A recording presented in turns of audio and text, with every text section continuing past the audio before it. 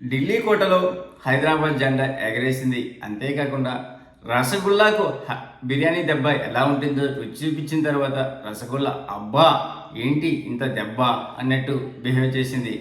ఎందుకు ఇలా చెప్తున్నాను అనుకుంటున్నారా? ఆగండి చెప్తున్నాను.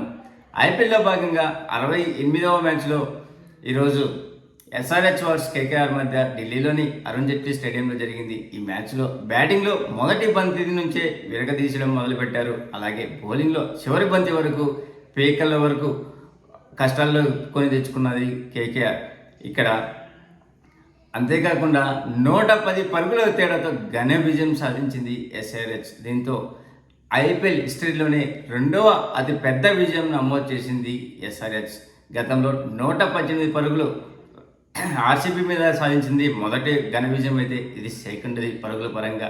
అలాగే కేకేఆర్కు ఇది చాలా అతి పెద్ద ఓటమి. 110 పరుగుల తేడాతో గతంలో ఎప్పుడూ ఓటమి సాగలేదు. ఇది గత 5 మ్యాచ్ల నుంచి చూస్తే మాత్రము కేకేఆర్ ఎస్ఆర్హెచ్ మీద పూర్తి ఆధిపత్యం సాధించినటువంటి ఈ జట్టును ఈరోజు కోలుకోలేని దెబ్బతీసి అసలు వాళ్ళ కడుపు కోతలు ఇచ్చారని చెప్పడంలో ఎటువంటి సందేహం లేదు. అంతేకాకుండా ఈ మ్యాచ్లో హెన్రిక్ కల్సన్ కేవలం 37 బంతుల్లోనే తన ఐపీఎల్ 2వ సెంచరీ నమోదు చేశాడు. అలాగే ఫాస్టెస్ట్ సెంచరీలో 3వ వాడిగా ఉన్నాడు. మొదటి ప్లేస్లో క్రిస్ గేల్ ఉండగా సెకండ్ ప్లేస్లో రఘువంశీ, థర్డ్ ప్లేస్లో కల్సన్ ఉన్నాడు. ఇంకా ఈ మ్యాచ్లో 250 పైనే ఇప్పటి వరకు ఎస్ఆర్హెచ్ 5 సార్లు చేసింది. ఈ రికార్డు మరొక టీంకు లేదు. సెకండ్ ప్లేస్లో ఇండియా 3 సార్లు చేసేది. అలాగే 3వ ప్లేస్ లేదా అంతకంటే తక్కువ వచ్చి ఎక్కువ సెంచరీలు చేసిన వాళ్ళు కల్సన్ 4వ ఉన్నాడు. మొదటి ప్లేస్లో ఏపీ డివిలియర్స్ 3 సెంచరీలు, అలాగే సంజు శాంసన్ 3 సెంచరీలు, సూర్యకుమార్ యాదవ్ 2 సెంచరీలు, కల్సన్ 2 సిక్స్లు సాధించాడు.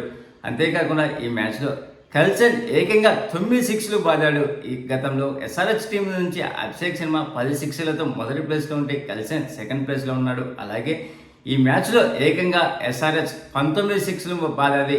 గతంలో 22 సిక్స్లు ఢిల్లీ మీద బాదినది ఆర్సీబీ. ఆ తర్వాత ఇదే హైయెస్ట్. అంతేకాకుండా టాప్ ఐపీఎల్ హిస్టరీలోనే ఎక్కువ రన్స్ కొట్టినటువంటి టీంలో మొదటి 4 స్థానాలు ఎస్ఆర్హెచ్ టీ, 5th మాత్రము కేకేఆర్ ఉంది.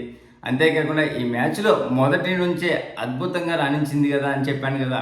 ఎలా అంటే ఫస్ట్ ఓవర్ నుంచే ఎస్ఆర్హెచ్ బ్యాట్స్మెన్లు ఇరగదీశారు. ముఖ్యంగా అభిషేక్ శర్మ 16 బంతుల్లో 32 పరుగులు చేసి అవుట్ అయ్యాడు. ఇక్కడ నరేన్ బౌలింగ్లో అవుట్ అయ్యాడు. పవర్ ప్లేలోనే 79 పరుగులు సాధించింది. తర్వాత వచ్చినటువంటి కల్సన్ అలా హెడ్ నువ్వా నేనని పోటీపడి ఇద్దరు 6లు కొట్టారు. ఇక్కడ హెడ్ 40 బంతుల్లో 76 పరుగుల వద్ద నరేన్ బౌలింగ్లో రసూలు క్యాచ్లు ఇచ్చి అవుట్ కాగా, తర్వాత కల్సన్ 37 బంతుల్లోనే సెంచరీ చేశాడు. తర్వాత ఓవరాల్గా 39 బంతుల్లో 105 పరుగులు చేసి అజయంగా నిలిచాడు. ఇషాన్ కిషన్ ఈరోజు మొదటి నుంచి బ్యాటింగ్ ఆడడంలో కొద్దిగా వెనకబడినట్టు అనిపించింది. ఓవరాల్గా ఈ మ్యాచ్లో 20 బంతుల్లో 29 పరుగులు చేసి వైభవ్ వరారా బౌలింగ్లో అవుట్ కాగా, చివరిలో వచ్చినటువంటి అంకిత్ వర్మ 6 బంతుల్లో 12 పరుగులు చేశాడు. ఇక్కడ ముఖ్యంగా మనం మాట్లాడుకుంటే వైభవ్ వరారా ఒక్కడే 10 కంటే తక్కువ ఎకనామీ ఇచ్చుకున్నాడు ఈ మ్యాచ్లో.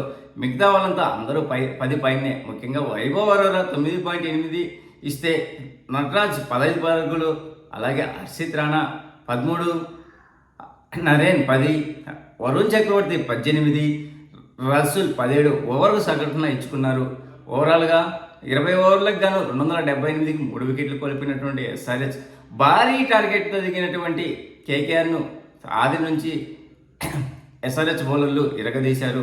ముఖ్యంగా మొదట్లో ఫస్ట్లో కొద్దిసేపు తడబడినా కానీ సునీల్ నరేన్ విరోచితమైన పోరాటం చేశాడు. 16 బంతుల్లో 31 పరుగులు చేసిన తర్వాత జయదేవ్ ఉనాదకన్ పాయింట్లో క్లీన్ బౌల్డ్ అయ్యాడు. ఆ తర్వాత వచ్చినటువంటి వన్డౌన్ బ్యాట్స్మెన్ అజింక్య రహానే ఫాస్ట్గా ఆడదామనే ఉద్దేశంతో 8 బంతుల్లో 15 పరుగులు చేసి జయదేవ్ ఉనాదకన్ బౌలింగ్లోనే అభిషేక్ శర్మకి క్యాచ్ ఇచ్చి అవుట్ కాగా, తర్వాత మరో ఓపెనర్ అయినటువంటి డీకాక్ 13 బంతుల్లో 9 పరుగులు మాత్రమే చేసి ఇషాన్ మలింగా బౌలింగ్లో అభినవ్ మనోహర్ క్యాచ్ ఇచ్చి అవుట్ అయ్యాడు. ఇప్పటికీ పవర్ ప్లేకి లోపలనే వీళ్ళు కీలకమైన 3 వికెట్లు కోల్పోవడం, కేవలం 59 పరుగులు మాత్రమే చేశారు.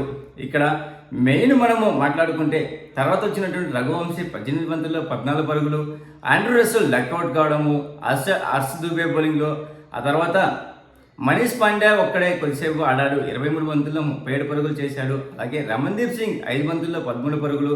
హర్షిత్ రాణా 21 బంతుల్లో చివరిలో 31 పరుగులు చేయడం వల్ల కనీసం ఆ మాత్రం స్కోర్ అయినా వచ్చేవి, లేకపోతే ఇంకా ఘోరంగా ఓటమి సవి చూసేది. ఈ మ్యాచ్లో యసింగ్ మలింగ, హర్ష్ దూబే, జయదేవ్ ఉన్నతికంటూ తలా 3 వికెట్లు దక్కగా, అంతేకాకుండా ఇక్కడ జయదేవ్ ఉన్నతికంటూ ఒక రన్అట్ చేశాడు. ఈ మ్యాచ్లో జయదేవ్ ఉన్నతికంట్ కేవలం ఎకనామీ 6 అంటే 4 ఓవర్లకు గాను 24 పరుగులు మాత్రమే ఇచ్చి అందులో 12 డాట్ బాల్ చేసి 3 వికెట్లు తీశాడు.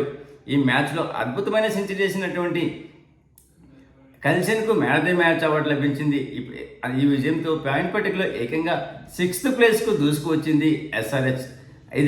ఈ మ్యాచ్ విజయంతో నాకు ఒకటి అనిపించింది ఏంటంటే, అయిపోయిన పెళ్ళికి పంతులు వచ్చి మంత్రాలు చదివినట్టు ఇప్పుడు అంతా అయిపోయిన తర్వాత సీజన్ ఎండింగ్లో ప్లే ఆఫ్స్ చేరకుండా తర్వాత ఈ విధంగా రెచ్చిపోవడం ఏంటి అనిపించింది ఎస్ఆర్హెచ్ బ్యాటింగ్ తీరును బట్టి. కాకపోతే ఎస్ఆర్హెచ్కు పాజిటివ్ ఏంటంటే, ఈ సీజన్లో 4 మంచి ప్లేయర్లు దొరికారు. అందులో ఇషాన్ మలింగ డెత్ ఓవర్లలో మంచిగా బౌలింగ్ వేయక, అంకిత్ వర్మ మిడిల్ ఆర్డర్ బ్యాట్స్మెన్లో అద్భుతంగా రాణిస్తున్నాడు. అలాగే హర్ష్ దూబే మేటి స్పిన్నర్గా దొరికాడు.